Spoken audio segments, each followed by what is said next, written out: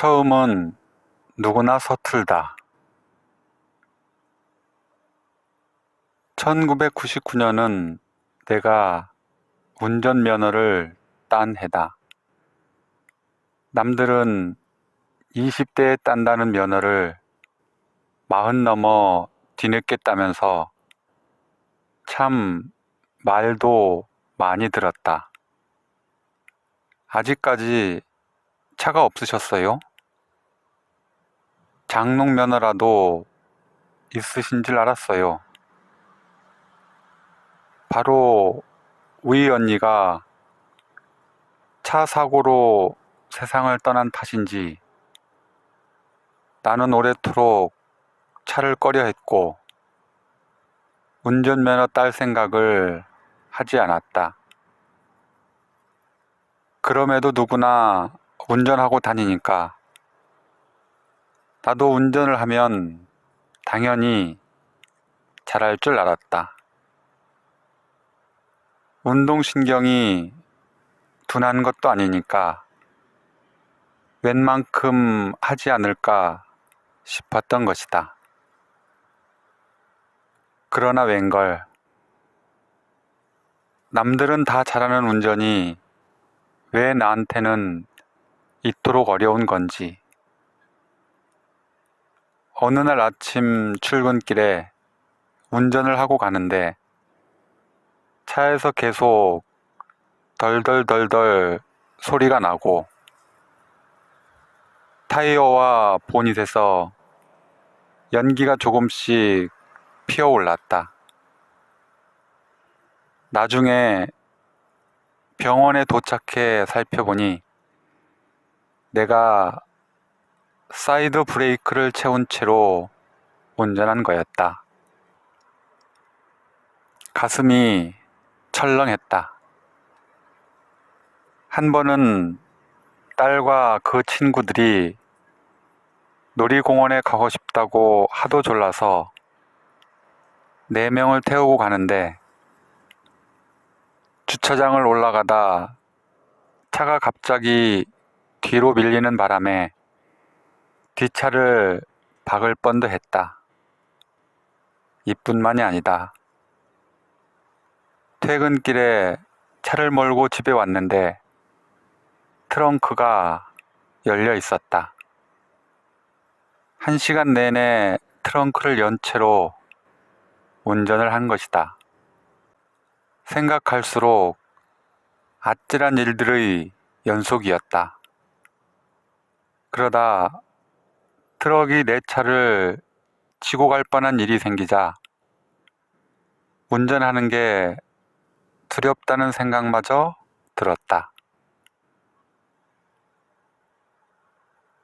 왠지 모를 자신감에 당연히 잘할 거라고 생각했는데 6개월 동안 생각지도 못한 실수들을 연발하며 나는 스스로 초보임을 인정할 수밖에 없었다. 그래서 최소한의 사고라도 방지하기 위해 차 뒷유리에 크게 초보 운전이라고 붙이고 다녔다. 그러다가 파킨슨병 진단을 받고 아무래도 안 되겠다 싶어 다시 차를 남편에게 반납해 버렸지만 말이다. 그런데 한 후배의 말에 따르면 요즘은 초보 운전자도 초보 운전 딱지를 잘 붙이지 않는단다. 특히나 운전자가 여자란 걸 알면 운전도 잘못하면서 왜 차를 끌고 나와 다른 사람 갈 길을 막느냐고 면박을 주는 사람들이 있고 괜한 해코지를 당할 수도 있다고 한다. 그런 얘기를 들으니 기가 막혔다. 알아서 피해 가라고 초보 운전 표시를 한 사람에게 무슨 잘못이 있단 말인가. 자기네들도 분명 초보 시절이 있었을 텐데 왜 처음부터 능숙하게 잘했던 사람처럼 구는가 말이다.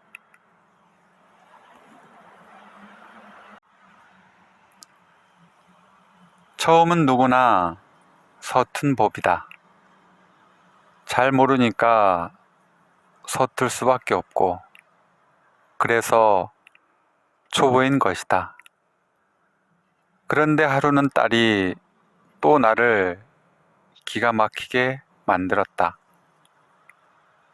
엄마는 잘하는데 나는 못하니까 그게 굉장히 속상해. 내가 딸보다 사회생활을 30년은 더 했다. 그 오랜 세월 무수한 시행착오를 겪으며 자라게 된 것인데 어째서 나와 비교를 하려 하는지 이해가 되지 않았다. 네가 지금 못하는 건 너무 당연한 일이야. 너는 이제 막 사회생활을 시작한 거잖아. 그런데 어떻게 30년을 건너뛰어 엄마와 비교하려 드니? 나도 그렇고 아빠도 그렇고 네 나이 때는 너보다 더 못했어. 그제야 딸이 안심이 된다는 표정을 짓는데 문득 의문이 들었다. 왜 초보가 초보인 것을 인정하지 못하고 다 알아야 한다고 생각하는 걸까? 왜 처음부터 능숙하고 유능해야 한다고 생각하는 걸까? 왜 조금만 실수해도 금방 좌절해 버리는 걸까? 그런데 거꾸로 생각해 보면 회사에서 팀장들은 신입을 꺼린다. 대신 이미 다 준비가 되어 있어서 입사하면 바로 자기 목을 온전히 할 수 있는 경력자를 선호한다. 왜 신입을 뽑지 않느냐고 물으면 언제 키워서 제대로 일하게 만드냐고 되묻는다. 치열한 시장에서 살아남기 위해서는 경쟁사보다 앞서야 하는데 그러기 위해서는 빨리 결과가 나와야 하니까 신입을 기다려줄 여유가 없다는 것이다. 그러고 보니 이래저래 초보가 찬밥 신세밖에 안 되는 사회가 되어버렸다. 초보의 서행을 이해하고 기다려주던 시대가 물 건너 가버린 것이다. 그럼에도 나는 딸에게 오히려 회사 초보 딱지를 제대로 붙이고 다니라고 이야기했다.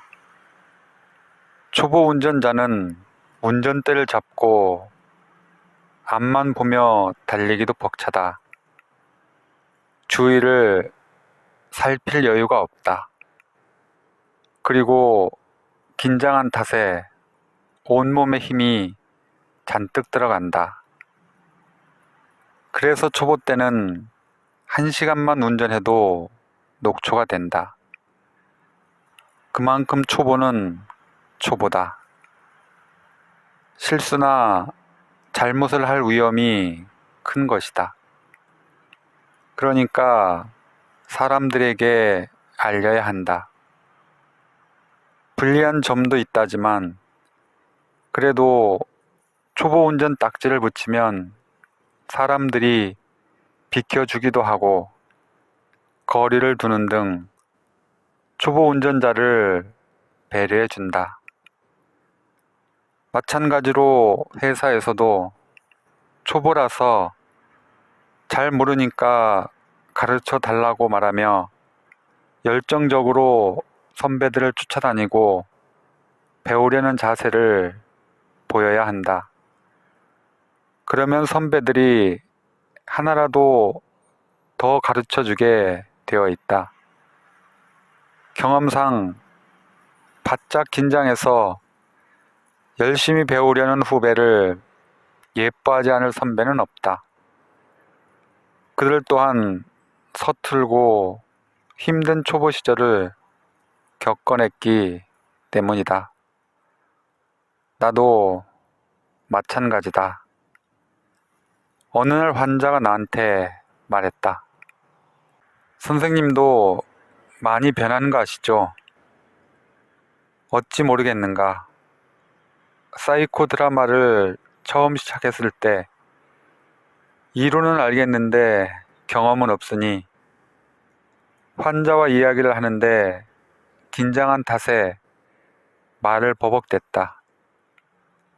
게다가 뭔가 멋진 말을 하려다 보니 자연스럽지 않았고 이론적인 해석만 계속 되풀이했다.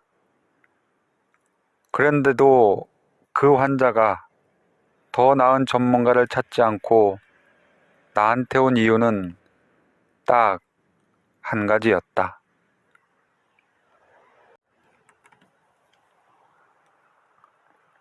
부족하고 서툴지만 자기를 정말 도와주려는 진정성이 느껴졌기 때문이란다.